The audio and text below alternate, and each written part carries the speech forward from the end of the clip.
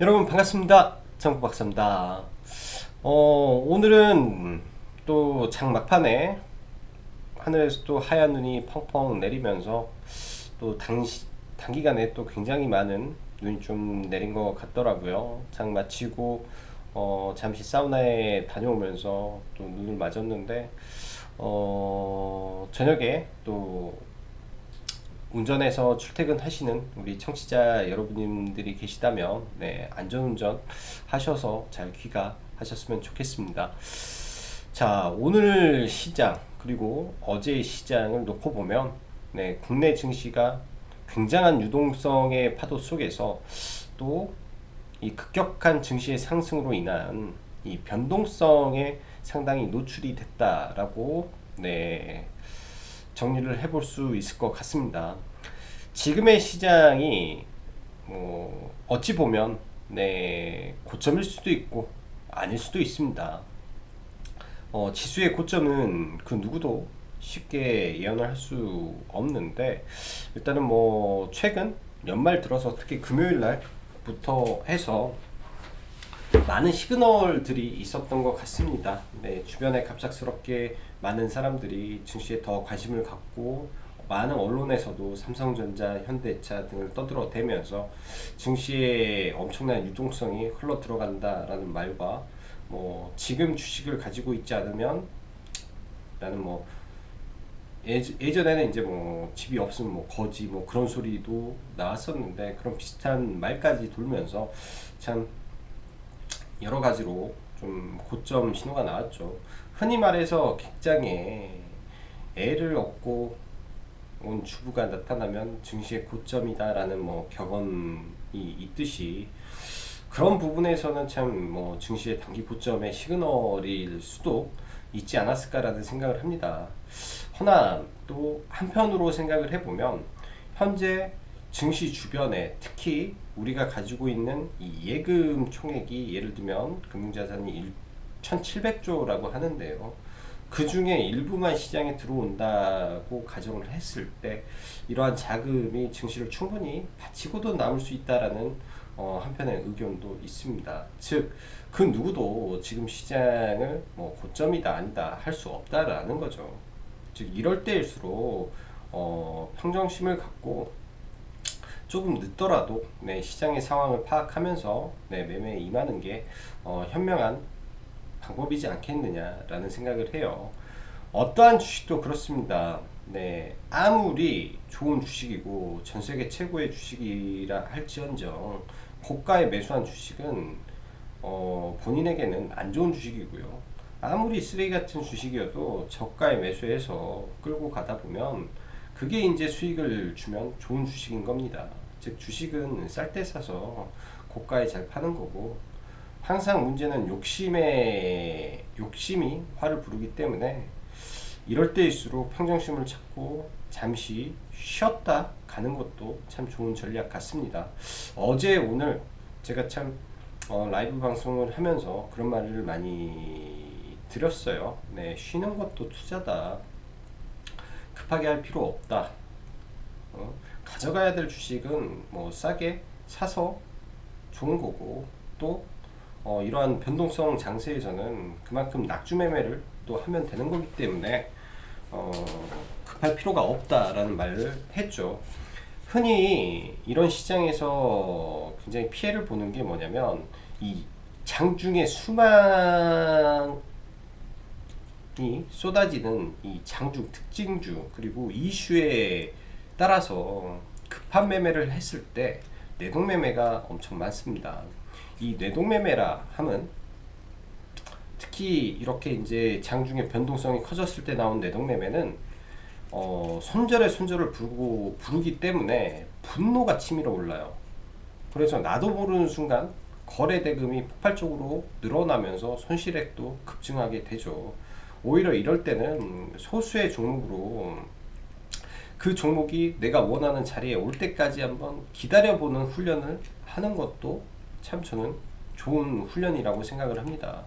이럴 때일수록 그러한 원칙과 기본에 입각한 자세에서 매매를 해야 위기를 극복을 할 수 있고 지금의 위기가 극복이 되면 엄청난 기회가 되기 때문에 이런 점은 꼭 생각하시고 네, 시장에 대응을 하셨으면 좋겠네요.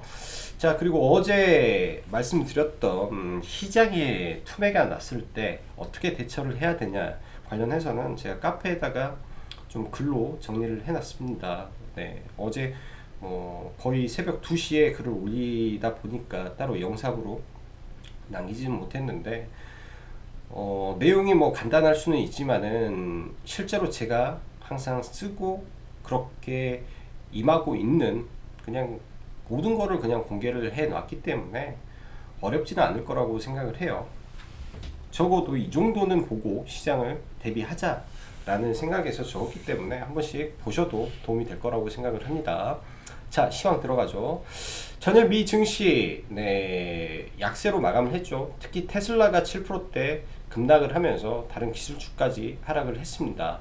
자, 이러한 하락 요인에는 트럼프의 탄핵 소추 및 연준의 라파엘 연준 총재의 발언이죠. 내년 하반기 기준금리를 인상을 다시 고려를 준비한다 라는 발언이 나오면서 3년물 국채 금리와 또 10년물 국채 금리가 1.7%까지 상승을 하면서 시장에 약간 좀 불안 요인을 만들어 놨다 라고 볼 수 있을 것 같습니다.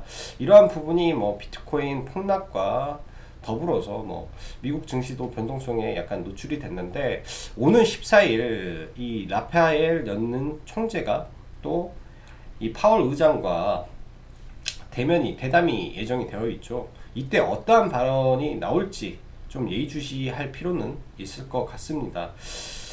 과거 버냉키 쇼크처럼 급격한 테이퍼링은 사실 일어나지는 않을 거라고 생각을 하고 있어요. 그렇지만 개인적으로는 2023년까지 제로금리를 유지한다? 그거는 불가능할 거라고 생각을 합니다. 그래서 이러한 추이는 잘 지켜봐야 될 것 같고요. 당장은 큰 영향은 없을 것 같습니다. 테슬라의 7%대 급락 흐름이 금일 국내 2차전지 섹터에는 굉장히 좀 안 좋게 작용을 하면서 대부분의 2차전지 종목군들이 좀 하락하는 모습을 보였고요. 반대로 IT 반도체 섹터는 일부 종목은 굉장히 또 핫한 모습을 보였습니다. 전일 미 증시도 반도체 섹터는 강한 모습을 보여주었다라는 관점에서 DB하이텍이라든지 하나마이크론, 그리고 특히 대덕전자가 삼성 비메모리에 대한 부분이 살짝 엮이면서 오늘 거래대금 9천억을 터뜨리면서 엄청난 상승을 주었고요. 시장은 전일에 이어 오늘도 2조 원대의 양매도 흐름 속에 변동성에 상당히 노출된 증시로 장중 큰 폭의 변동성을 좀 보였습니다. 이럴 때 진짜 잘못하면 큰 손실을 보기 때문에 최대한 보수적으로 시장을 바라보는 관점이 좀 좋을 것 같고요. 일단 장 막판 종가관리 차원에서 반등세가 유입이 좀 됐는데, 그러면서 일부 낙폭은 축소되는 모습으로 마무리가 됐죠. 자, 시장은 전일보다 하락 종목 수가 줄었으며 코스피 코스닥 양시장은 중소형 주들은 그나마 상대적으로 양호한 모습을 좀 보여준 걸로 생각이 됩니다. 또 2021년 되면서 지속적으로 강조하고 있는 게 백신 접종을 앞둔 이 바닥권에 있는 종목군들에는 여전히 집중을 해야 되고, 매수 관점으로 보면서 이런 섹터에 집중해야 됩니다. 백신이 접종이 되면 그때 2차 파동이 나올 거고, 그 2차 파동에서 잘 매도를 해야겠죠. 그때 가서 종목을 사면 늦어요. 그때 가서, 즉 그 전에 종목군들을 가지고 가야 된다 라는 관점으로 지속적으로 대응하는 게 좋을 것 같고요. 즉 급락이 떨어지면 사야 됩니다. 급락이 떨어지면 쿠팡 나스닥 상장 예비 심사가 통과되면서 관련주들이 강세를 모습을 보이는데, 개인적으로는 이쪽 섹터를 오늘 단기 매매 정도는 했는데 사실 지분 관계가 엮여 있지 않아서 사실 그렇게 관심을 두지는 않았습니다. 그러나 시장에 갈 곳 없는 자금, 그리고 갈 곳 없는 테마의 흐름 속에 굉장히 강한 모습을 좀 보였네요. 동방이 이현상 상한가가 가고, KTH, KCTC 물류 쪽 굉장히 강한 모습과 식품 뭐 연관만 됐다 면 줄줄이 상승하는 모습이 오늘 완전 시장의 주도 섹터 모습이었고, 그 다음에 루시스 모터스의 이 제2의 테슬라라고 불리는 미국의 전기차 회사죠. 스펙업형 상장 이슈가 나오면서 원래 장 초반에는 세원이 대장이었는데 금세 센트럴모텍으로 대장주가 바뀌면서 센트럴모텍이 상한가를 가고 세원 정도가 강세를 보였습니다. 세원 같은 경우는 이제 제가 아는 종목이었고 장중에 매매를 좀 했던 종목인데 대장주가 바뀌어서 좀 아쉬웠던 부분도 있네요. 그리고 여기에 더해 쿠팡 관련된 섹터가 또 파급되면서 OTT까지 수급이 좀 붙은 모습이 나타났습니다. 뭐 꼭 OTT가 아니더라도 CJ ENM, 뭐 스튜디오 드래곤 등은 실적적인 부분이 분명 가시화가 되고 있기 때문에 여전히 좋은 관점으로 좀 봐도 될 것 같고요. 일단 내일 테슬라 모델 Y가 이제 국내에 전시가 되고 진행이 되죠. 이런 부분과 K 뉴딜 관계장관 회의 및 송윤 장관의 디스플레이 업체 현장 방문, 즉 OLED 섹터의 흐름도 내일 지켜볼 필요는 있을 것 같습니다. 일단은 장중에 움직임을 한번 체크를 해보는 것도 괜찮을 것 같고, 14일날 수소연료전지 실증화 섹터 현장 방문이 예정이 되어 있죠. 울산 수소산업 중심 혁신 성장 거점으로 출범이다. 울산의 수소, 효성도 울산에 있죠. 울산에 많아요, 수소. 그러면 울산의 수소 거점을 가지고 있는 회사들 잘 관심 있게 보면 좋을 것 같습니다. 14일은 또 자율주행 1등 국가 도약을 위한 1조 1천억 규모 범부처 자율주행 사업 본격 착수가 있는데, 자율주행 섹터 종목군들 내일장 한번 봐봐야 될 것 같고요. 이 중에서 최근에 강했던 종목으로 보는 게 제일 좋겠죠. 뭐 라닉스, 네, 오늘 들어가려다가 내일 눌림에 한번 종가 무렴에 한번 봐볼 생각입니다. 그 외에 아주 많은 이슈들이 있는데 그건 다 보기가 어렵고요. 또 오늘 최근 화학주가 좋다라고 말씀드렸죠. 롯데케미칼이 실적 이슈로 굉장히 좀 강한데, 화학과 반도체 이쪽은 2021년 실적이 굉장히 대폭 증가되는 부분이라 계속 봐야 될 섹터라고 생각이 드네요. 자, 시장 보도록 하겠습니다. 오늘도 삼성전자가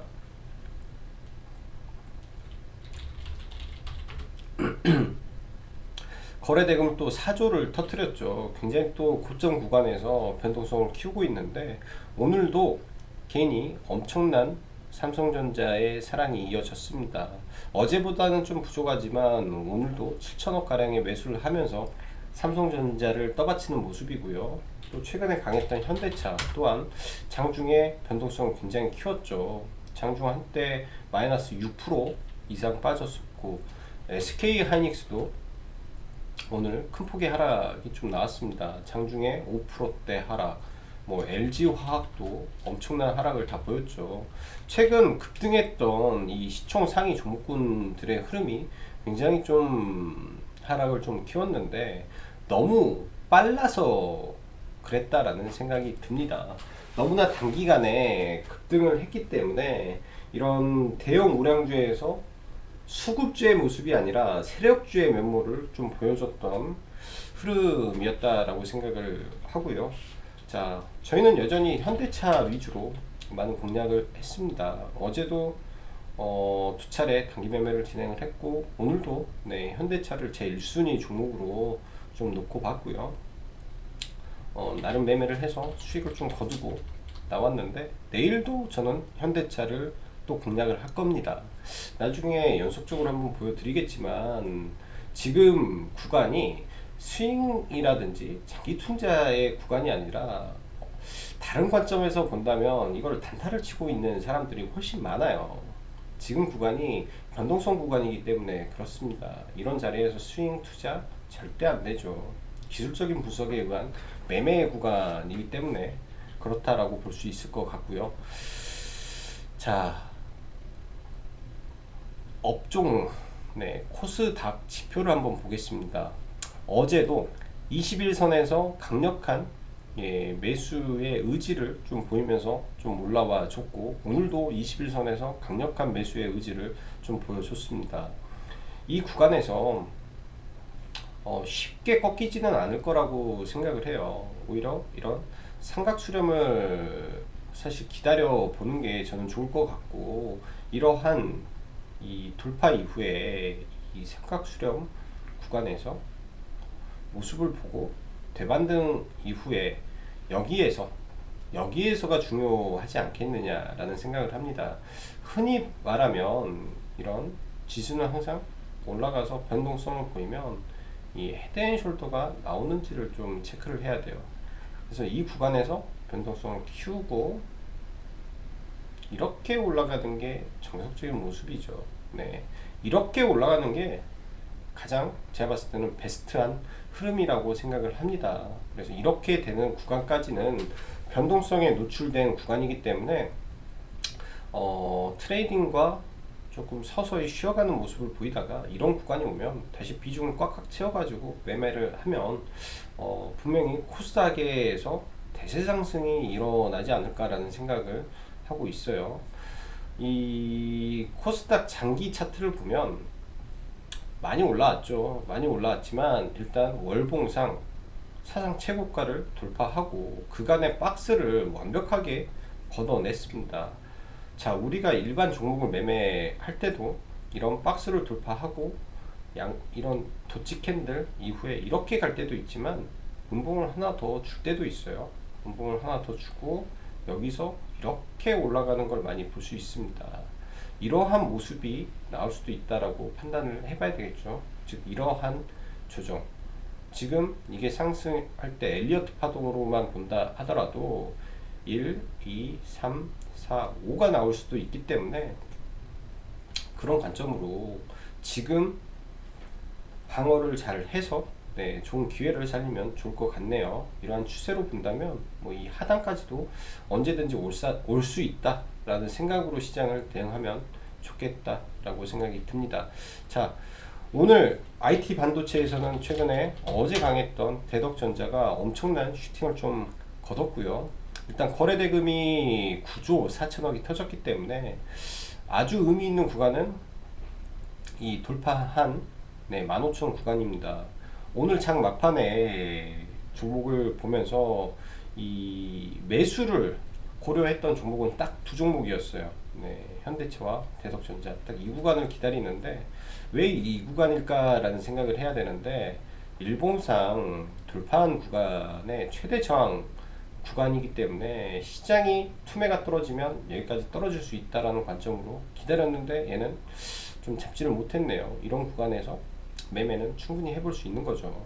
자, 이 종목이 변동성을 보인다 장중에, 그럼 이런 언저리에서 변동성을 보일 가능성이 높습니다. 즉 꼭대기에서 막 추격해서 사는 게 아니라 이렇게 눌렸을 때 이런 자리에서 이렇게 갈 수도 있는 거죠. 아직 시가총액이 7,800억이기 때문에 올해는 작년보다 3배 영업이익이 증가할 것이다 라는 시장의 내용에서 주가가 상승했다라면 그런 부분이 또 긍정적으로 작용될 수 있을 것 같고요. 오늘 시장 안에서 좀 강했던 종목 중에 하나가 센트럴모텍이라는 종목인데 오전에는 사실 세원이 대장이었어요. 세원이 강하게 올라왔고 이러한 저항 구간을 돌파하면서 이러한 저항을 돌파하면서 단기간에 슈팅을 좀 줬는데 저희도 이제 세원을 좀 매매를 했죠. 세원을 좀 매매를 했는데 이제 이런 구간이 적은 퍼센트지는 아니죠. 한 8% 정도 수익으로 매도를 한 것 같은데 루시드 모터스, 루시드죠. 루시드 모터스 이슈가 나온 거는 원래는 세원뿐이 없었어요. 원래는 세원뿐이 없었는데 오늘 뜬금없이 센트럴 모텍이 나오면서 네, 이 종목이 대장에서 좀 밀려 버렸더라고요. 그래서 5장에 원래 세원은 눌리면 매수 의견을 드렸는데 안 눌려서 매수가 안 됐고, 다시 떨어질 때는 이때 대장이 센트럴 모텍으로 바뀌었기 때문에 매매를 안 했습니다. 이게 특징주로 세원은 안 뜨고 센트럴 모텍의 특징주가 지속적으로 나오면서 좀 대장이 좀 바뀌었다라고 봐야 될 것 같고요. 바닥권에서 이 구간이 굉장히 좀 부담되는 위치에서 일단 상한가를 갔는데, 내일 장도 사실은 지켜는 봐야 될 것 같습니다. 이 부담되는 구간, 그러니까 돌파를 시켜놓은 부담되는 구간에서 갭을 주고 눌렸다가 다시 한번 올라가는 모습도 나올 가능성이 있기 때문에 이런 종목은 기술적으로 매매를 해야 될 것 같고요. 자, 셀트리온 헬스케어. 셀트리온을 먼저 보면 사실 오늘 오후장에 또 매매를 한번 보려고는 생각을 했는데, 이게 오후에 이미 재료가 노출이 됐어요. 오후에 재료가 노출이 됐다면 구태여 매매를 할 필요가 없는 거죠. 그래서 매매를 안 했고, 셀트리온 헬스케어 같은 경우는 어제 시장에 이 하락보다 장 막판에 강했었는데, 얘 또한 갭이 그렇게 크게 뜨지를 못했습니다. 갭이 크게 뜨지를 못해서 거의 그냥 눌림에 잡았던 거는, 여기서 잡았던 거는 그냥 시초가에 그냥 날려버렸어요. 시초가에 날려버리고 오늘은 좀 안 봤던 종목인 것 같습니다. 그래서 일단 종목 자체가 삼산을 그렸기 때문에 이 종목은 완전하게 관심 종목에서 이제 없애버릴 생각이고요. 이제는 더 이상 보지 않으려고 생각을 하고 있습니다. 자, OCI 위에서 큰 폭의 변동성을 보이고 있는데, 일단은 잔여 물량은 홀딩하면서 다시 한번 올라가는 거 적어도 1월 20일까지는 좀 봐야 될 것 같고, 오늘 오성 첨단 소재라든지 그린 케미칼이라든지 종목군들이 상당히 좋았죠. 전부 다 바이든 이슈가 있어서 그렇습니다. 대성 파인텍도 어제 매매를 한 종목이라고 말씀드렸죠. 오늘 조금 아쉬운데 오늘 조금 아쉽더라고요. 굉장히 크게 상승을 해서 어제 이런 구간에서 매도하고 시장 아침에 출발하면서 또 매도를 다 해버렸는데, 굉장히 또 그 그린 뉴딜이 아니라 바이든 관련주가 굉장히 핫했다. 근데 단기적으로는 고점을 쳤다라는 부분에서 일단 또 리스크에 노출된 부분도 있을 것 같습니다. 자, 그 밖에 DB 하이텍이라든지 정말로 너무나 강한 종목군들인 것 같고요. 한국 콜마 여전히 매수 관점이죠. 밀리면 매수하고 기다렸다가 올라가면은 이런 위 구간에서 팔면 되는 거고, CJ ENM 잘 가고 있죠. 더 갈 거라고 생각합니다. 20만원대까지 봐야 될 것 같고, 오늘 보면 이마트 시장 안 좋은데 잘 가죠. 백신에 대한 기대감이 이미 이쪽 종목군들을 끌어올리고 있어요. 그러니까 지금 삼성전자를 보는 거는 다 늦었다라고 생각을 하고, 이런 바닥권에 있는 종목에 집중하는 게 오히려 훨씬 저는 편하지 않을까라고 생각을 합니다. 현대백화점도 좋고 신세계도 좋고요. 신세계도 괜찮고 현대백화점도 괜찮고 하물며 호텔신라도 괜찮아요. 호텔신라도 이제는 바닥권을 탈피하는 구간이기 때문에 기업의 실적이 나오지 않더라도 이런 종목군들 지금 바닥권 탈출을 준비 중에 있기 때문에 보는 건 저는 좋다라고 생각을 합니다. 자, 그리고 한국가스공사. 한국가스공사는 오늘 매수를 더 했고요. 오늘 아침부터 가스공사라든지 콜마라든지 백화점이라든지 바닥권에 있는 종목은 계속 매수 관점이다 라고 말씀드렸고, 추가 매수를 좀 더 했습니다. 매수를 더 하고 한국가스공사는 말씀을 드렸죠. 성장성을 가미한 종목이기 때문에 이 또한 4만 원까지의 반등 여력이 충분하지 않을까라고 봅니다. 기존의 일반적인 공사의 모습에서 수소를 유통하는 회사로 변모하죠. 정부가 밀어주는 사업인데, 그리고 글로벌 트렌드인데 안 가는 게 저는 이상하다라고 봅니다. 다른 종목에서 허우적거리는 것보다 이런 종목군들 잘 들고 있으면 저는 괜찮을 거라고 생각이 들어요. 그래서 종목 잘 들고 대응해 보시기 바라고요. 자, 효성중공업을 하나 보죠. 이번 주에 울산 이슈가 있다라고 했죠. 자, 여기서 매도를 쳤으면 이런 구간이 오죠. 이제 매수의 영역이 오는 겁니다. 급하게 쫓아가서 매매하는 게 아니라 또 이런 구간이 오면 이제 잡아볼 수 있겠죠. 여기 떨어지면 더 잡으면 된다라고 생각을 하면 될 것 같아요. 성장주예요, 성장주. 자, 그리고 자동차 부품 중에 알루코라는 종목이 있죠. 삼각수렴의 거의 끝자락에 지금 와 있습니다. 삼각수렴의 거의 끝자락에 지금 와 있는 종목인데, 그러니까 이게 여기서 바로 갈 수도 있고 밀었다가 21선을 타고 이렇게 갈 수도 있는 부분입니다. 결국은 이 자리를 고점을 만드는지, 여기서 고점이 되는지, 아니면 여기를 뚫고 새로운 시세가 나올 것인지, 그게 이제 관점이겠죠. 통상 이런 종목군들의 흐름은, 제가 얼마 전에 또 유인텍에 대한 이야기를 했어요.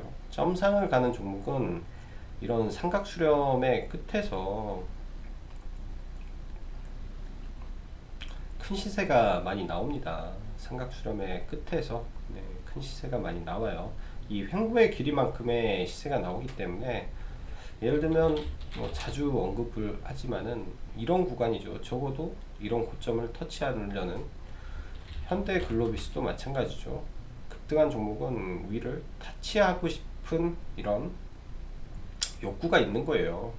그럼 이런 구간들은 결국은 수렴의 끝자락에서, 얘도 사실은 이런 구간에서 이미 삼각 수렴을 마쳤는데, 그래서 마쳤는데 본의 아니게 시작해서 밀려버리면서 이 수렴이 한번 깨졌었죠. 어찌 보면 이 자리가 최고의 매수 구간이었을 겁니다. 이 자리에서 깨지고 일단은 날아가는 모습이기 때문에, 그러한 관점에서 이 상승 쐐기형의 패턴의 종목이라고 좀 보면 될 것 같네요. 자, 그렇게 알루코도 한번 봐보시고요. 그 밖에 IT 반도체는 눌리면 좋은 기회가 지금 오고 있는 거라고 생각을 해요. 한미 반도체도 굉장히 좋은 회사인데 이런 상승 추세 하단까지 내려오는 경우가 태반입니다. 기다리시면 돼요. 디바이스 ENG도 내려오고 있는 거고, PSK라는 종목도 더블 스틱의 종목이죠. 이것도 여기가 붕괴되면 또 좋은 자리가 또 내려오는 거고요. 원익PNC 마찬가지고, 다 기다리면 좋은 종목군들이 우수수 떨어질 겁니다. 그때 좋은 종목들을 잘 잡아가면 될 것 같고, 신흥 SEC는 떨어지면 잡으려고 하는데 안 떨어져 가지고 좀 당황스럽네요. 떨어지면 또 이런 아래 하단 구간에서 좋은 기회로 보면 되고, 현대에너솔루션도 마찬가지죠. 다 내려오고 있어요. 그래서 드리고 싶은 말은, 급할 필요가 없습니다. 단기 매매야. 말씀드리지만 단기 매매야. 종목을 한번 찍어보면 할 수 있는 거는 많아요. 할 수 있는 거는 뭐 상따 매매도 단기 매매겠죠. 중 구간에서 들어가서 상따를 할 수 있는 거, 뭐 자기의 능력에 맞게 뭐 돌파를 좋아하는 사람이라면 돌파로 매매를 볼 수도 있는 거고, 그 짧은 구간에서 먹을 수 있는 폭은 얼마든지 있습니다. 종목은 보면 매매가 많은데, 픽텍도 사실 이러한 구간이 작은 폭이 아니에요. 여기서 마이너스에 들어가서 이 정도에 팔면은 한 4% 정도, 시장이 무너질 때 반대로 가는 종목분들 보고 뭐 매매할 수도 있고, 뭐 이러한 종목분들 뭐 종가 베팅의 뭐 개념이 될 수도 있는 거고, 뭐 상따를 또 들어갈 때 원칙에만 맞는다면 쭉 수렴을 하고 거래가 터지는 시점에서 들어가서 바로 스탑로스를 걸어 놓는, 못 가면 스탑로스에서 팔리게 하는 방법도 있겠죠. 여러 가지 방법들이 굉장히 많습니다. 뭐 장중에 뭐 수급주에서 수급이 프로그래밍이 급격하게 들어올 때 들어왔다가 수급 빠지면 그냥 빠져버리는 방법도 있는 거고요. 그리고 뭐 예를 들어서 손절을 한다. 느낌에 와서 들어갔는데 바로 매도가 쏟아져 나온다 하면 바로 손절은 바로 해야겠죠. 손절을 늦게 하면 안 되니까. 손절한 게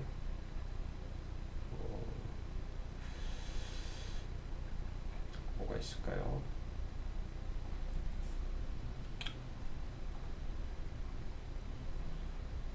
봐서 뭔가 흐름이 좋지 않다면 여기서 50%를 덜어냈고, 이 자리에서 사실은 대덕전자를 보면서 같이 매매를 했는데 여기서 50%를 덜어내고 올라갈 때 좀 사서, 그냥 이거는 본절에서 나왔고, 포인트 모바일 얘도 수익의 매도는 했으나 이런 구간에서 잘못 매매한 거죠. 너무 고점에서 돌파로 봤어야 됐는데 너무 고점에서 들어가서 아니다 싶으면 여기서 약손절하고, 그 다음에 이 구간에서는 들어가서 이제 뭐 해서 뭐 손익을 마치기는 하고요.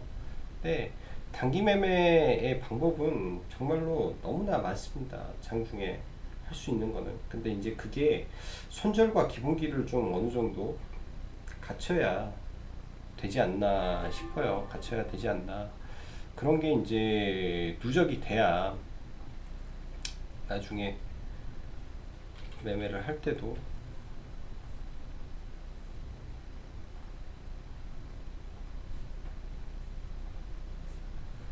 도움이 되겠죠. 그런 게 누적이 돼야.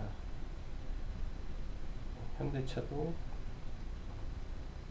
일단 계속 매매를 진행을 하고 있고, 네, 이런 구간들 잘 보면 할 수 있는 게 많다라고 생각을 합니다. 자, 오늘도 수고 많으셨고 여기까지 짱박사였습니다. 감사합니다.